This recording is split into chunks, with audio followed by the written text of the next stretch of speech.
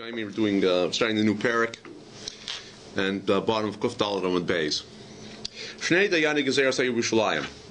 There were two people who are known as those who Dayanim, who make up Gezeros, who make up Takanis, legislation in Yerushalayim. Admoin B'Chanan ben Avishalom, and their names were Admoin and Chanan ben Avishalom. Chanan Amar, Chanan says Shnei Dvarim, he said two halachas, and the Chum disagreed with them. Admoin Amar Shiva, and Admoin said seven things, seven halachas, and the Chum disagreed with them. Now we're going into Admoin's two halachas. Mi shahal Medina Siyam, a person went overseas. Vishtay Tevas Mezainis, and the woman is demanding that the husband's property supply her with food, basic necessities, because that's his chiyuv under the ksuba. While they're married, he's responsible for food and clothing and shelter, and she's demanding the mezainis. Then at some point later on, she hears that her husband died, so now she wants to collect the ksuba. The ksuba is a lump sum payment that she's entitled to if the husband divorces her or if he dies before her. So the problem is that we have to be sure that she is getting everything that she's entitled to, but no more. When she collects her ksuba, she has to take a shvuah that she doesn't have anything in her hands that doesn't belong to her, that from her husband, that she didn't withhold any property. But she does not have to take a shvuah that she's entitled to support at the beginning when she gets support. So, and now, according to the Meforshim, according to Rashi, like Tishba B'tchila B'shas Givui Mezainis, when she's getting support from the husband's property, she does not have to take a shvuah that she is entitled to that property, that she's entitled to that support. Well, she's married. Wouldn't she be entitled? Well, we don't know. We have a single woman coming to Basin. She claims her husband is overseas, and she's entitled to support. So she has a ksuba. That's all we know. So now the point is, ordinarily, where you have a din Torah, you have another side who can either admit or deny the claim. Here, there is no other side. So the question is, how do we know this isn't a forged ksuba? The answer is, ordinarily, we would say, make her take a shvuah. However, in this particular case, since there's likely to be people who know that she was married and all that kind of stuff, then we kind of have some sort of evidence that they're really married. But when she wants to collect a lump sum from the estate, now we have another question. Did she, while she was living in the house and being supported, take stuff out of the house or sell it or whatever? So she has to take a shvuah that she does not have any of her husband's possessions before she gets her ksuba. The sons of the Kohen Gedalia argued on him. They said, according to them, she should take a shvuah both times. Both when she starts to get money from the property, and also when she collects her ksuba. Rabbi Daisa ben Hurkanas said, Kedivrayam, I agree with the Bnei Kohen Gedalia. She should have to take a shvuah both times. Rabbi Yaakov ben Zakai argued, Yafam or Chanan said properly, like the shuttle beside. She only takes shvuah at the end. For a minute, now we'll ask you a question on our Mishnah. Shloisha Dayanei Gezelos HaYerushalayim. This is a brisa. There are three Dayanim who are in charge of Gezelos. Gezelos sounds like their specialty was dealing with theft or property damage in Yerushalayim. And these are the three: Admoin ben Gedoi, V'chanan HaMitzri, V'chanan ben Avishalom. That's their names. Now, if you look at it, you see that we have Admoin like in our Mishnah, and Chanan ben Avishalom like in our Mishnah, and there's a third person called Chanan HaMitzri who's in the middle. Kasha. So we have a problem between the Brisa and the Mishnah. Tlas Atrain. First of all, here you're counting three people, there you're counting, in our Mishnah, two people, and here we're counting three people. Kasha Gzeris, Agzelis. And also, here they're called Dayane Gezelos, and the Mishnah is called Dayane Gezeros. Bishlama Tlas Atrain like Kasha. So I can ask you why there's two people in the Mishnah and three people in the Brisa. The Kasha like Katani, like Kasha like Katani. Those who the Tana deemed to be important because he said halachis, he put them in the Mishnah. Because the whole point of the Mishnah is not to tell you who the Dayanim are. I don't care who they were. at least not in the Mishnah's point of view. I need to know that Hanan, who was one of these Dayani Gezeros, said certain halachas, and now we're going to have to bring in the halachas, and we'll have to be mefalpel. Do we paskin? We don't paskin them. Similarly, Hanan ben Abi Shalom said 7 halachas. We also have to know what the 7 halachas are. That's why the Mishnah counts them. But the Brisa is only telling me a piece of historical interest for halachic purposes, obviously. But that doesn't affect the Mishnah. Right? Now, Taisus says 2 pshater. One is the one I just told you. The other one is that the Tan of the Mishnah felt that these 2 were more important. The third one is not that important. The first pshat, though, works a little bit better. Okay. Amar, right? Ela gzeiros agezelos kasha. But here we got a big problem, because their titles totally changed. The Mishnah calls them Dayane Gezeros, Dayanim who made up legislation. And the Bryce calls them Dayane Gezelos, Dayanim who dealt with theft. L'chayra, they have different things. And as Taisus points out, since we're going to see that there are a ton of Talmidei Chacham, lots and lots of Talmidei Chacham in Yerushalayim. So it doesn't sound right, says Taisus, that they give one person 2 jobs. There's enough people to go around to give everybody one job. One would be a specialist in one thing. You didn't need somebody to be a specialist in this and a specialist in this. We had enough people to go around. So therefore, it sounds like they only had the one job. So how can we have 2 different titles? Okay. Amar of Nachmar Yitzhak. So Nachmar Yitzhak said, "Shayu Geizrin Gezeros al Gezelos."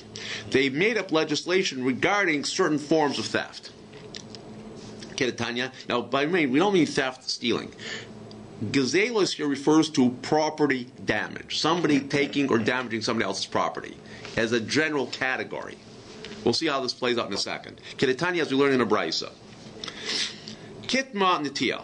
Somebody's animal walks in to somebody else's yard and chews up or cuts down a sapling.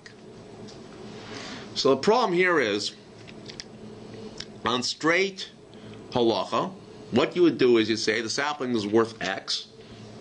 You got to pay for the damage to the sapling. The problem with that, though, is person plants saplings for the future. So just paying them for the value of the sapling does nothing for the fact that he planted this thing, he had to take care of it, he's waiting for a tree to grow, and this animal walked in and destroyed his handiwork, he's got to start all over again. That would go into the value you'd assume. Not necessarily. No, they wouldn't. No. Because if I sell a sapling, you don't care what I paid, what kind of work. We look at a sapling and say, okay, here I have a 1-year-old baby tree. I'm going to take work to do it. It's going to take orla, blah, blah, blah, blah, and this is what I would normally sell it for. But that doesn't help me because, and the other thing is, this guy is negligent, the guy with the animal, because he had no right to let his animal loose, right? And the other question is, okay, the other question, of course, is how do you fairly evaluate the value of a sapling? That's another issue. So, Rabbi Yaisi said, Goizrei Gezeres Yerushalayim Amru, those who make up the kanis, those who make up legislation, Yerushalayim said, Netiya Bashanasa Shtei Kesef. If the animal destroys a sapling that is 1-year-old, the owner has to pay 2 silver coins. Bashtei Shanim, if it's a 2-year-old sapling, second year, Arba Kesef, 4 silver coins. So therefore, we see that they were, okay, we see that when it says Gezeres and Gezelos, we're talking about the same thing. They made up legislation to deal with property damage. Admoin v'chanan v'na. All right, Ramidi. So now I'll ask you a contradiction from another brisa. Shloisha dayani gezeres haYerushalayim. There were 3 dayani gezeres, 3 dayanim who made up legislation in Yerushalayim. Admoin v'chanan v'nacham. And their names were Admoin, Chanan, and Nacham. Now Nacham was not in the first brisa and wasn't in our Mishnah. Who's Nacham? Our Papa Mantan al Nachum, who was the Tana who taught that Nachum was also one of the Dayanim, Rav Nasani. This is Rav Nasan Shita. The Tanya, as we learn in the Bryce, Rav Nasan, Rav Nasan says, Av Nachum Amati, he was one of those who made legislation in Yerushalayim. And the Chacham did not agree with him. Now, the question is, what's going on here? All right, why do we are concerned who the people are? What was? The answer is because if we ever find your names in a Mishnah or in a Brisa, we have to know how authoritative they are in the halachas that they say. For example, we see like Rav and Rav Nachman when it comes to dealing Mamnas. So it says Rav Nachman was a Dayan. So Gemara says that's why we pass on. Well, what does it mean? It means since he had a lot of practical experience dealing with Dayanas, if he says something in DNA Mamadus, we're going to listen to him a little more carefully because we know he's an expert in that area. Pesuleka, are there no other judges or in Jerusalem? Rav Pinchas said in Rabbi Yisha, there were 394 Bati Dinim in Yerushalayim.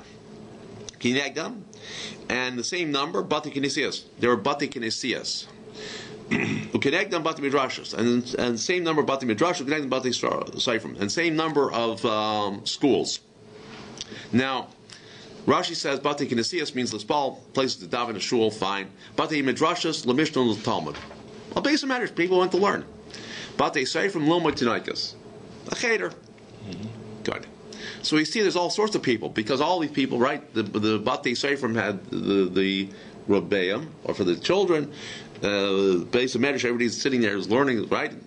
Right. So the Gemara says the following. Dayanim tu v'havu. You're right. There are lots and lots of judges in Yerushalayim. We're only talking about those special people who are capable of making legislation. Amar or Takanas. Amar Rabbi Yehuda, Amar Ravasi. Rabbi Yehuda said in Ravasi, Geizrei Gezeres Yerushalayim United Schar. Those were Geizrei Gezeres Yerushalayim, and it was a full-time job. In other words, they're full-time Dayanim. As we'll see, most Dayanim were not full-time. But these Rabbanim were full-time, and therefore they had to be supported. They would get their support. 99 mana a year from the temple treasury.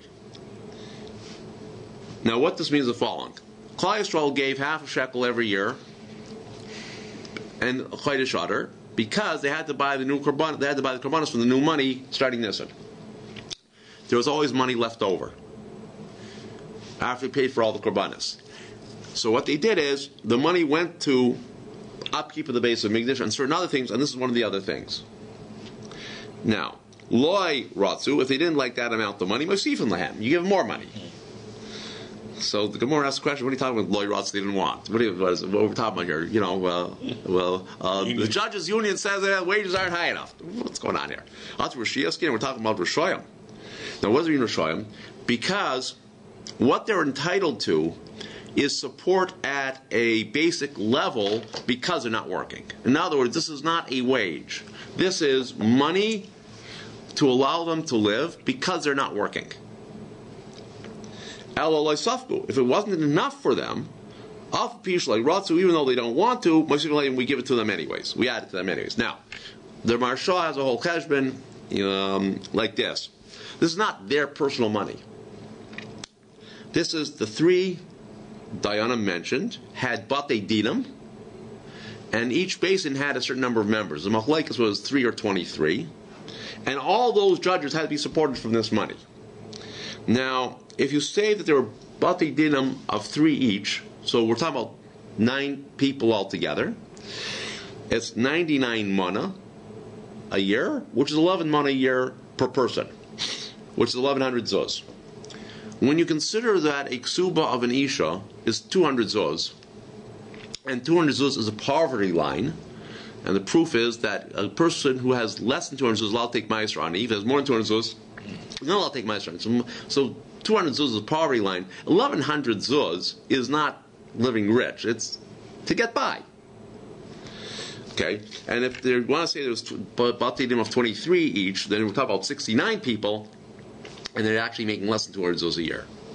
But we can work out the math later on. Okay, Karna, Karna, who was an Amoira, have a shakel istira mizakai v'istira michayev. Before he would do a din Torah, or after he would take an istira from both parties. An istira was a coin. Rashi says sell 4 zuz. The dayan, and then he would judge a case. And then he judged the case. How could he do this?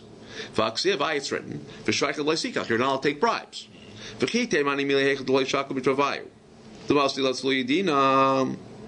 want to tell me, well, that's only true where it takes from one person, so you shouldn't warp the judgment. But Karna taking from both is not going to be unduly influenced by either party. He's getting from both people the same amount of money. So, all right, fine. So it won't corrupt his judgment. Vatanya, we learned in a brisa, do not take bribes. Matam Limer, why does that tell me shaychet leisicha? Don't take shaychet. If you want to tell me you should take a bribe in order to declare somebody who's chayav, pater or pater chayav. Aryai kavar now, it already says, like Sata Mishpat, do not distort judgment. But if he's taking the money and he's going to do a proper judgment, he's going to make the right guy pater and the right guy chayav. Torah says, don't take shaychet in any situation. Oh.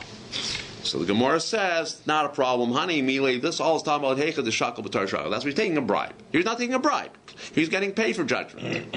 Or he's being paid in order to judge. Now, as he says, Karna B'taris Agra V'Shakal. He took it as a wage. You're paying for a service. You pay your dentist, you pay your doctor, you pay your lawyer, you're paying a judge. So with Taras Agra Mishari, who says you're allowed to take money for judging? Vatanan, we learned in the Mishnah. Now this is a Mishnah in Bechairis. If a person takes money to judge cases, Dina Batelam, his judgments are null and void. So we see it's not allowed. So the Gemara says, Hani Mile Agar Dina. That is, if it takes money for doing the judgment. Why is it wrong to take money for judgment? Because we have a pasuk in Torah. Moshe Rabbeinu says, Kasher Tzivani Hashem Elikai. Kodesh Baruch Hu says that I taught Klal Yisrael as a Kodesh Baruch Hu taught me, as Kodesh Baruch Hu commanded me, and we learn from there that a person who's transmitting Torah has no right to take a wage for it, and it applies to Dayanim as well. Because the famous class question, of course, is so how do rabbis and teachers and so on get paid? The answer is they're getting paid because if they weren't doing it, they'd be doing something else. We're going to get this comes from this Gemara. So he answered back, that's only if he's taking it as a wage. Karna agar Karna was getting paid for not doing work. He would have other work. He had other work to do, and since he's spending time with the judgment, he's getting paid a sum of money from both parties equally for the work that he's not being able to do. So he gets paid not for his work, but for doing nothing. No, he's for doing something else. Because the judgment is stopping him from doing his work, he's being paid for the work that he's lost. Not for what he's doing, but for what he's lost. Lost, right. Yeah. Is it really semantics? Of work that he would be losing. Okay, well, Gemara's going to ask your question in 2 seconds. Gemara's asking your question precisely. Who says he's allowed to take reward for work that he's lost? Vatanya, we learned, it is an ugly thing when the judge gets schar for judging. But at the end of the day, it's a good judgment. But the Gemara says it's ugly. It looks bad. The optics are terrible. So heichidami. So how is this? So now we say, what does it mean? We now have to deal with what does this mean? We have a statement in the Brisa that's an ugly thing that the judge gets payment for judging, but it's a proper judgment. Heichidami. What exactly is he getting money for? If you tell me he's getting paid in order to judge, it's a wage. Dino din. It says dino din. But Tanya, I learned if a guy takes money for judgment, dina b'telam. His dinam, his judgments are null and void. So therefore, that can't be the case. Ela agar b'telam. It can only be he's getting paid for the work that he's lost. Ukatani, and we learned mechur hadayan. It's terrible. It looks terrible. It's ugly. This is your question. Hani miles, the Gemara says that's only true. Betela delay muchacha. When I don't know what work he would have lost. I don't know therefore, it looks ugly. Looks bad. Karna betela de muchahavi. But Karna had a known job. He had a known means of parnasa, and that he was bottled from. What's muchacha? Mucha means it's obvious. It was well known. Right? So Karna de betela de muchahavi shakel. So he took money. Why? Dahavi tohi ba'ambra dechamra. Karna had a skill. He could smell a barrel of wine and tell you which ones were about to go bad. So what he would do is, guys who had storehouses of wine would call him in, and they pay him a fee to smell the barrels, and he would tell them which ones they have to sell now, because if you don't sell them now, they're going to go bad, and which ones they could keep for a while because they're good wine. V'yavi lezuza, and they gave him zuz for his trouble. So that was his parnasa. So everybody knew Karna had this profession, and they know if he's being a dayan, he's losing out on making money for that time, and therefore they had to pay him for his time. And they're not paying for time. They're paying for disturbing him or preventing him from doing his work. And everybody knew what his time was worth because this is the job that he did. They knew what fee he was collecting. So that's a low plug across the board. They're going to pay everyone the same amount? No. Where we know what he's giving up. There's no set salary? Right. There is no salary, per se. It's what your parnasa was before. Okay, so now the question is, what do we do in Bisman Azeh? And the problem is that you have to come up with some amount of money that makes sense. And you're not going to say to somebody, well, go to university first, get your degree, and then go back and it doesn't make sense, right? So you say, look, yeah, the guy's going to be a Rebbe, and we have to come up with a figure that makes sense that he can live on. Right? And that's what we said before. And they're allowed to take money in order to live. People have to live. But you don't have to make them rich. And there's got to be a balance there. And that's basically what they did. There's a famous machlokes, the Rambam and Shulchan Aruch. Rambam says a Talmud Chacham who takes money in order to sit and learn is a Chil Hashem. A guy who's got to sit and learn and take money from stock as a Chil Hashem shouldn't be done. The Talmud Chacham should have a parnasa. And the Rambam says he should work 3 hours a day for his parnasa. The rest of the time he's sitting and learning. And the Ramah says, doesn't work, fella. You look at the Ramah, in Reish Mem Beis, in Yardea, it's in Yardea, Reish Mem Reish Mem Shulchan Aruch. And the Ramah says, it doesn't work. You can't have Talmud Chacham, his work, it doesn't work. And the Shach comes out and says, yeah, and the minhag in Klal has always been that the Shtrat Rav, the Rav of the city, got paid by the city to be the Rav. They paid him to do it. And he's a Rav, and they're going to support him because there's no other. So you see this is a machlokes, the Rambam, who was earlier, and the time of Shulchan Aruch already, the standard was Rabbanim were supported by the community.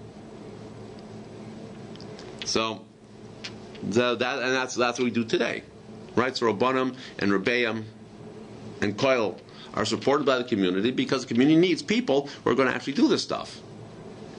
And spend the time. So I'm going to spend the time and not do anything else, right? Yeah. Okay. Now we're going to show you another case of exactly the same thing. Also like Rav Huna, when people would come to him for judgment, Amru, he would say to both litigants, give me somebody, pay for somebody who's going to water my fields, irrigate my fields, and I'll do your judgment. In other words, Rav Huna had fields, and on a daily basis he had to go and water his fields, irrigate his fields. And since if you want me to judge, then I can't do my work, you got to pay me for a substitute who'll go and do my work. And that is Mucha Milsa. We know what he did for Parnasa. We know there's an exact quantum here, and that's you got to make up the difference, or make up for his loss of work. Amar Rabbi Yevu said, Rabbi Yevu Barei Kama Sam Yasinam Shom Makabli Shaychad. Rabbi Yevu said, come and see how far Shaychad blinds the eyes of those who take it. Adam Chashbeinov, a person who has an ache in his eye. Nice in Mamal Raife. He gives money to the doctor. Safik Misrapi, Safik Ani Misrapi. Maybe the cure will work, maybe it won't work. But nonetheless, he's willing to pay a fair bit of money for his eyes to be healed. And here a judge takes even a little as a pruta, for sure blinds her eyes. Shenemar, as it says, Ki Shaychad Yavar Pichim. Shaychad blinds the eyes of the wise. Tan Rabbanan, the rabbis taught, Ki Shaychad Yavar Einei Chachamim. The Shaychad bribes, blind the eyes of the wise, called v'chaymer l'tipshin. How much more so for those who are foolish? You still have to read tzaddikim, and it distorts the words of the righteous, called v'chaymer l'shayim. How much more so for those who are not righteous? Midei tipshin v'roshayim b'nei din anu. So what? We're telling judges are going to be tipshim and roshayim? Obviously not. So what do you mean, kal v'chaimer? These people would not be judges in the first place to take bribes.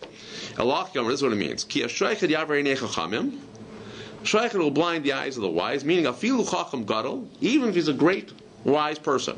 V'lekeh shaychet, and he takes a bribe in an iftar, he will not die below simius alev until it affects him intellectually. He will not have clarity of thought. And it distorts the words of the righteous. If he's a completely righteous person, and he takes a bribe in iftar, he will not leave this world without having it affect him. Kiasar of Dimi, the tir for das means his mind will not be settled. It's not really Russia, though. No, but the point is his clarity of thought in making proper decisions will be damaged. Kiasar of Dimi, when Dimi said, they're talking about different things, by the way, because by the Chacham it says it will disturb his thought process, intellect. Here we're talking about his tzidkus. Amar Kiasar of Dimi came Amar Darish Rav Nachman bar Kayin. Rav Nachman bar Kayin said the following: Might of Melch Mishut Yam Yederetz Vish Trumas Yarsena. Pasuk in Mishlei, the king with judgment will uphold the land, and the man who takes trumas will destroy it. So what are you talking about? Because we need a melech, we need a kohen. So go like this. If the judge is like a king who doesn't need anybody for anything, then the land will be upheld with his judgment. But if he's like a kohen who's got to go around collecting truma from the various granaries, then it'll destroy it. Why? Because since he is beholden to people, he will not have the authority to judge. He will be affected. Amar Bar Shila. So Rabbi Shila said the following: Hi Dina Dishoil Sheilta Puzzle made on Dina.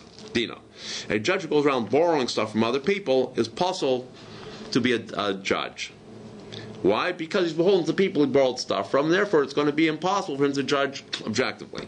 That's only if he doesn't lend out to other people as well. He doesn't have the wherewithal to lend out to other people. But if he has what to lend out to other people, less than ball. Then there's no problem because people are lending back and forth anyways. Ini is that so. Rabba shal shilta me Rabbi midavei Bar Marian. Rava borrowed stuff from the house of Bar Marian, even though he never lent them anything. They never asked borrow stuff from him. So, and yet Rava was able to judge the Bay Bar Marian because he was the Rav in the city. So how do you do that? We just said if a judge borrows and doesn't lend out, he's puzzled. There, Rava did it to cause people to see them as being important.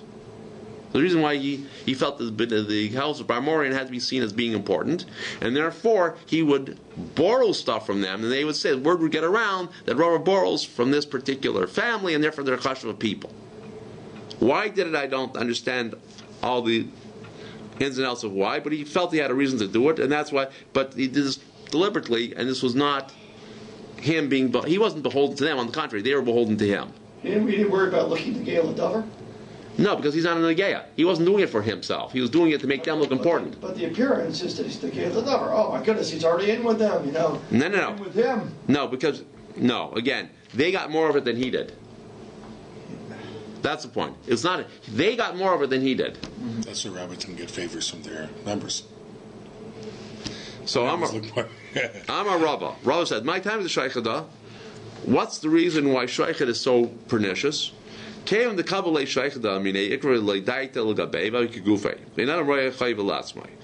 takes a bribe, so he becomes like himself.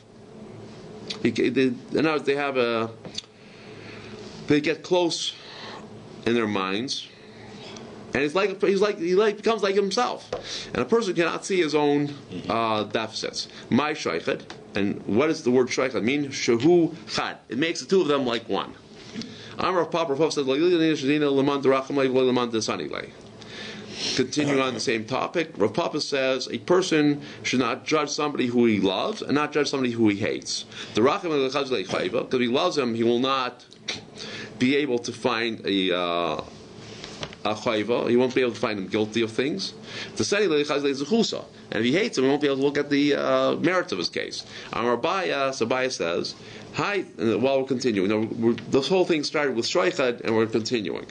Aryai says, hi, Tzurban Rabbanan, this rabbinical student, the Menachem Leibnei Masa, where the people of his town love him, love Mishum Demalik Face, not because he's such a great person. He's not doing his job properly, and he's not giving them musar about the things they're not doing right. That's why everybody loves him, because he never says a bad word to them.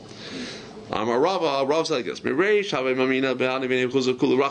thought that all the people of Bnei Mechuz, which is where he was the Rav, loved me. Now, once I started judging them, I said some of them love me, some of them hate me. Why? The guys I declared who said that they're going to get money, they loved me. The guys who had to pay the money, they hated me. But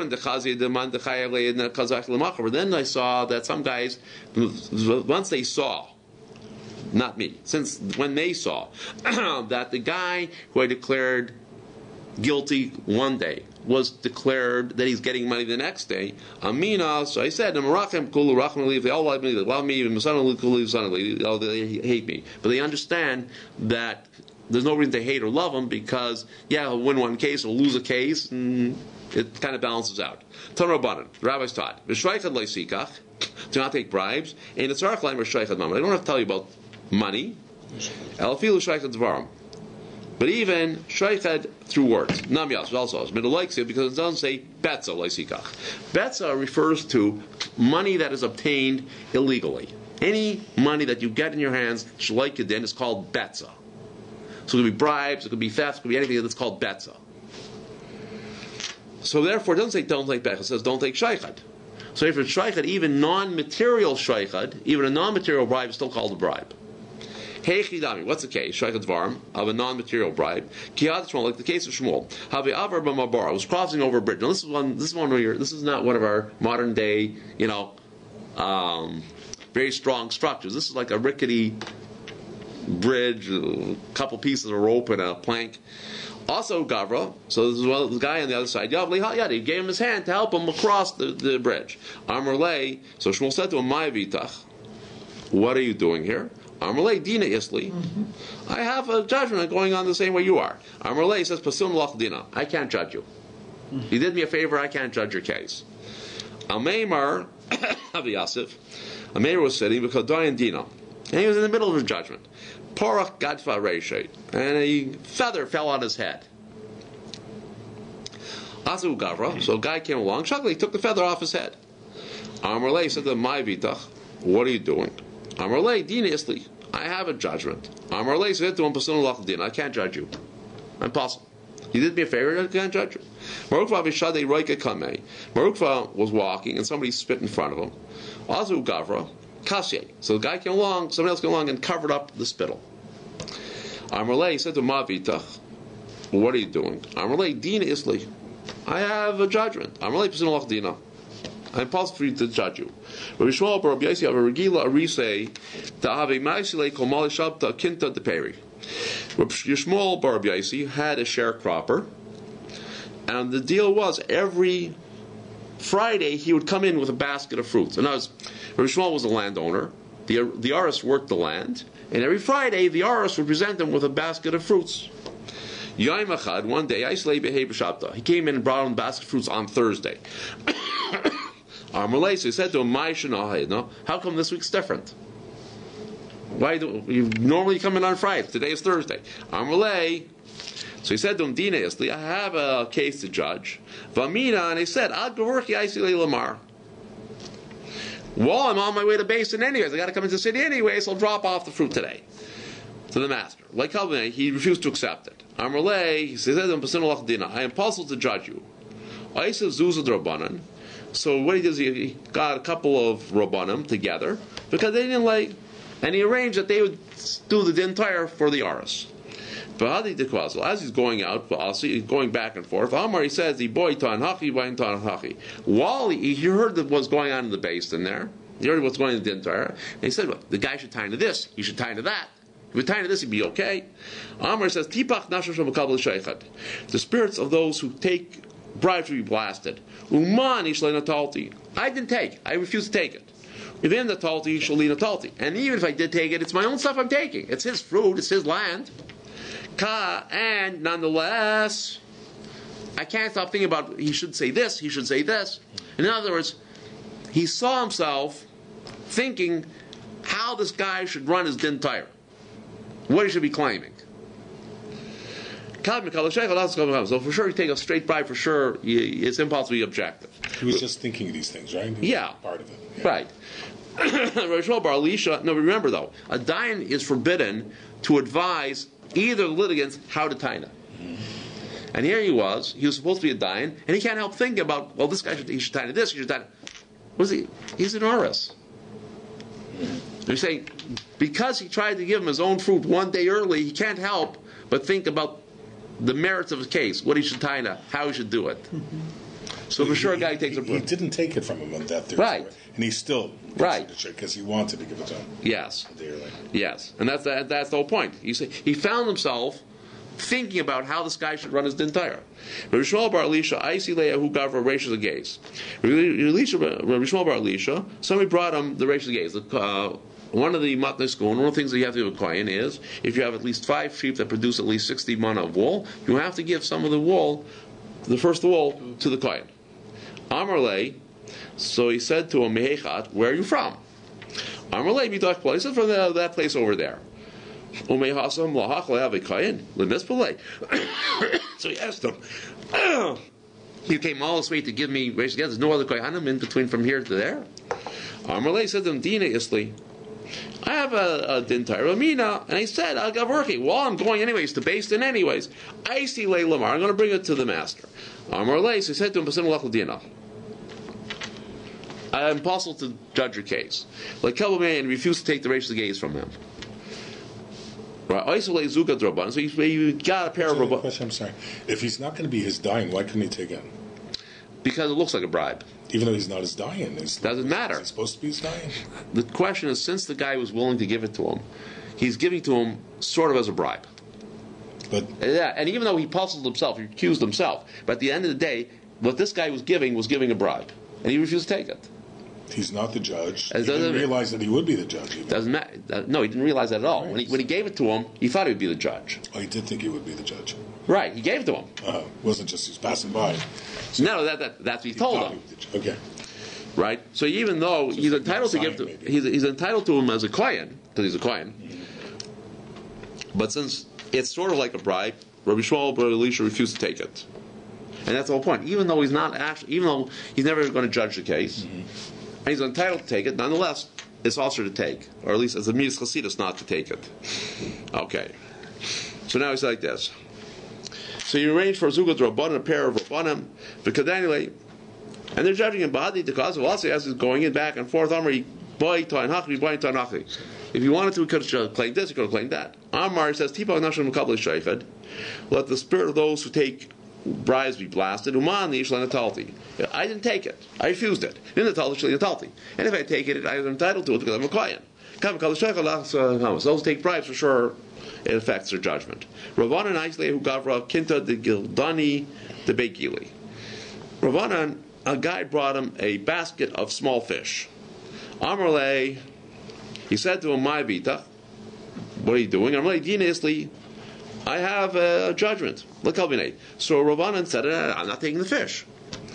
Amarle, so he said to him, I am puzzled to judge you. Amarle, Dina de Marle Bina. Fine, you're not judging. That's great, fine. Keep a little kalmar, but at least accept the fish. Deloy Laman on Mar Mekruvi Bikuram. That you shouldn't stop me from doing the equivalent of bringing Bikuram.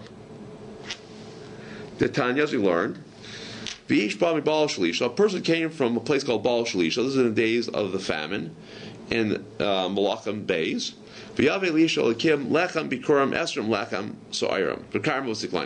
And he brought to Elisha, who was the Navi, first fruits of bread, 20 breads of barley and the caramel in his pouch. Elisha wasn't a kohen. What's Elisha doing eating bikuram? And yet the Navi calls it bikuram. Allah to tell you, call a ball, call maybe during the Talmud Chacham. Anybody who gives a present to Talmud Chacham, it's like he's bringing bikuram. So therefore, this is what the guy wanted to do. Amalek says, Kabulei Binin. So Rabbanan said to him, I really don't want to accept it. Dikbal. But Hashta, Damarkli time. But now tell me why you're doing it. Now accept it. But in the meantime, for Rabbanan, so Rabbanan's taking it because he doesn't have any right to withhold this guy from doing what he sees as a mitzvah, which is fine, but he's not going to judge him. Shraga will come to Rav Nachman. So he sent him in front of Rav Nachman for judgment. Shalach lei, and he sent him the following message. Nedaini mar lahai gavra, let the master judge this person. Da ana anan pasono, because I anan pasono ladina cannot judge him. I'm possible to die. Okay. Amar, so Rav Nachman said to himself like this: Midashalach lihachi, since he's sending me this kind of message, Shmo Amrina, it's got to be approved krivehu. It's got to be a relative of his.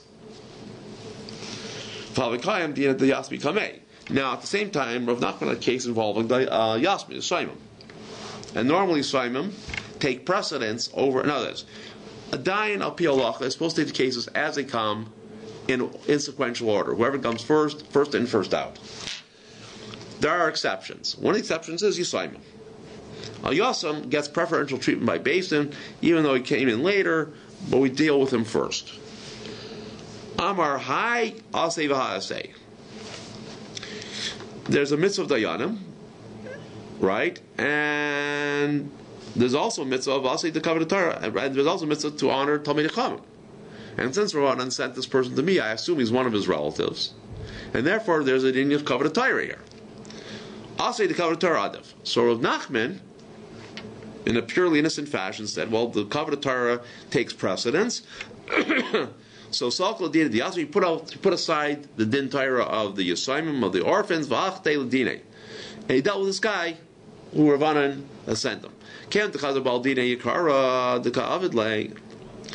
So since when the other guy, the other saw the honor that was being done to Ravanan's, the one who's Ravanan sent, is Tatim Tanasi. He couldn't time it properly because he felt that the other were on the other guy's side. I'm going to finish a couple of more lines. We're going to finish. So it's a wrong move. So no, Rav Nachman did the right thing. He did the right thing. He did the right thing. He was nistim tainas. I understand that, but if he's taka covered Torah, then he should have realized it's covered Torah, and that's the way it is. Well, he should have realized it's covered Torah. Shouldn't come to one person feeling that it's. I understand, but he has to know covered Torah is adif, and in Dinei Chaysh and Mish, but there are rules about Talmidei Chacham getting preferential treatment by Beis Din. It doesn't mean the other guy can't tie it, but he has to know that there are rules. So when they see that the Beis Din's favoring the one, not favoring him, they're showing him deference because of Talmid Chacham. That's halacha. I would have thought that the Gemara was distant time. They say that it wasn't Torah. Yeah, but the problem is not Rav Nachman. Rav Nachman's proper. The problem is Rav Anan didn't make it clear that he wasn't a relative, therefore it was a covered Torah issue. Rav Anan Raizel Eliyahu Dasi Gabei Davi Masnilei Seder de Eliyahu. Rav Anan used to have Eliyahu come and teach him, and he put the teachers together, called it Seder de Eliyahu. Seder Eliyahu came and the Abed Haki when he did this. His talk, Eliyahu Navi had nothing more to do with him. He left once this incident happened. Yasef B'tani, so he sat fast, Uboy Rachmani, and he davened for mercy. Vasa, and Eliyahu Navi came back. Kiyasa, but when Eliyahu Navi came back, Havi Mavslei, Buse, it scared him. Ravanan. Right. Vavid Tivuse, and therefore he made a box that he sat in. Vyasef Kameh, he sat in front of him, Adapikle Sidra, until he taught him his whole teaching. Vaina Damri, Sidra Eliyahu Rabba, Sidra Eliyahu Zuta. So the first one's for Eliyahu Rabbah, and the other one's for Eliyahu Zuta. And as Rashi points out, because there were more teachings in the first time than there were in the second time. Okay, we're going to stop there.